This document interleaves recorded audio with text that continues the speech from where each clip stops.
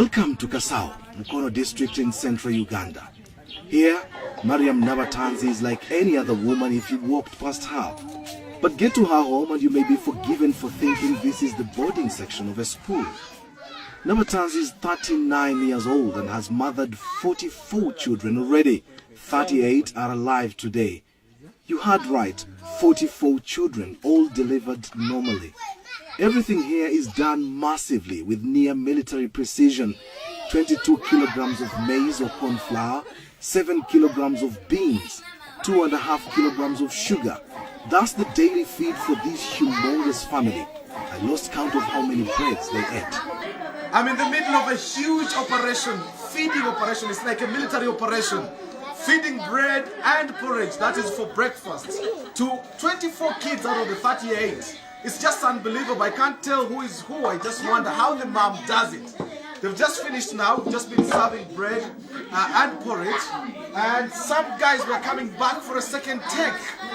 Their mom could recognize and say, you just come for a double. But some would actually get away with it. It's quite an interesting, extraordinary family, I should say. Question is, how did this all begin for Nabatanzi? First, she was married off too young, aged 13, and started having children immediately.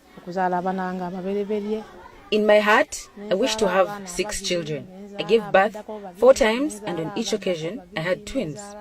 8 children were more than what I had bargained for.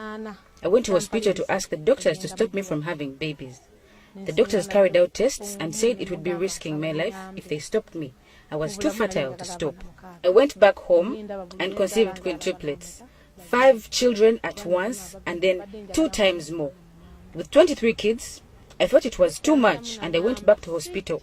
But the doctors said they couldn't stop me without risking death. I was pretty healthy, having natural births. Gynecologists say it's possible to be this fertile, although not commonplace. But once you have these many children, my question then is, how hard is it to name these children? We both break into a bout of laughter. We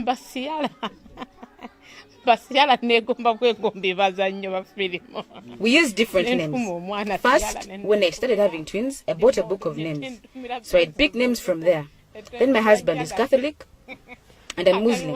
So don't be surprised to see a Mohammed, then a Dennis. We'd pick from each side. Then we looked for ancestral names. When the numbers got bigger, I began picking names of my favorite movies, especially Nollywood. I've got Ciara's, Patience Ozokwa, Desmond Elliot, Genevieve Naji, and so on. When you hear this kind of story, you must be wondering where the man responsible for all this procreation is. Well, when I posed this question, Mariam's lead face suddenly turned sad. I have had to put up with a lot. He's tortured me so much. He abused me, beat me up sometimes, and threatened to kill me once. He pays no school fees, nor does he even know what we survive on. Unashamedly, he comes and eats what he didn't leave home. He's not part of these children's lives. Where we are now, I bought with my own money and from doing little jobs here and there. He was in utter shock to learn I'd bought and built this place. Her biggest challenge is looking after these children with an absentee father, foremost of which is school fees and feeding the children. 14 of her children are in primary school, where she has to pay more than 5 million shillings in school dues per term. This is equivalent to around $1,500. Another 10 children are in secondary school. Some have been forced to drop out of school as the bill spirals out of control. Her dream is to educate all her children so that they may get a better life, not like what she's been through. To fund all this, she learned many skills including cake making, bricklaying, decorations, tailoring, cooking, and herbal medicine. She hates having to beg. There is no end to Mariam Nabatanzi's story. It's powerful, it's captivating. Yet somehow, I have to find a way to say goodbye. So what's her message?